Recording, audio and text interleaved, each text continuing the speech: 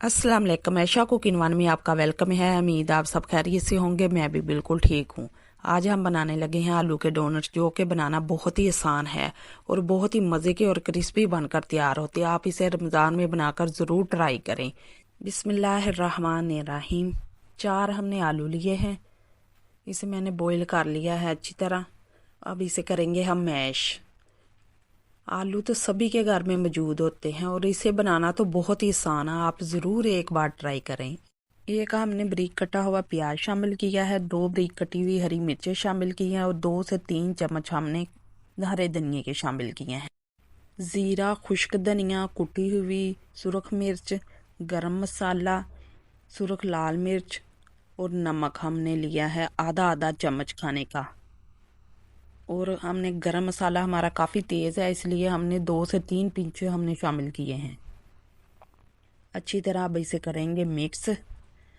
2 चम्मच हम ब्रेड गम के शामिल करेंगे। इसे भी करेंगे अच्छी तरह हम मिक्स।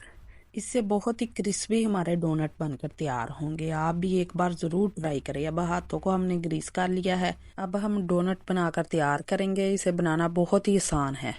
किसी भी बोतल का हम ढक्कन ले लेंगे।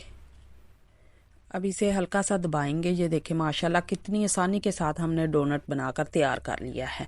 इसी तरह हम तमाम डोनट बनाकर तैयार कर लेंगे। ये देखें माशाल्लाह कितने खूबसूरत हमारे डोनट बनकर तैयार हो चुके हैं। अगर आपको हमारी रेसिपी पसंद आई, लाइक करें, शेयर करें और हमें कमेंट में ज़रूर बताया करें कि आपको हमारी रेसिपी कैसी लगी। अब आधी कटोरी हमने मैदे की ली है, थोड़ा सा हमने नमक शामिल किया है। थोड़ा थोड़ा पानी डाल के हम इसका गोल सा तैयार कर लेंगे।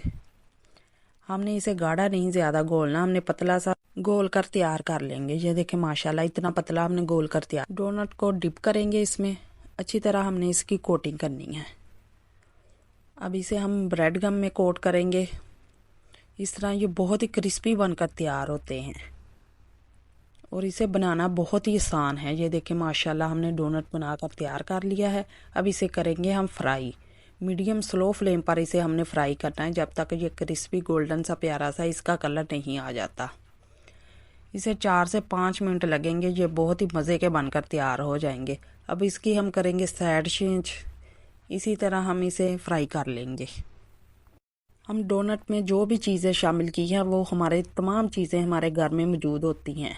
इसे इफ्तारी के टाइम ज़रूर बनाकर तैयार करें। ये बच्चों को तो बहुत ही पसंद आएगी। आप मेहमानों के लिए भी इसे बना सकते हैं और छोटी मोटी पार्टी के लिए भी इसे बनाकर तैयार कर सकते हैं।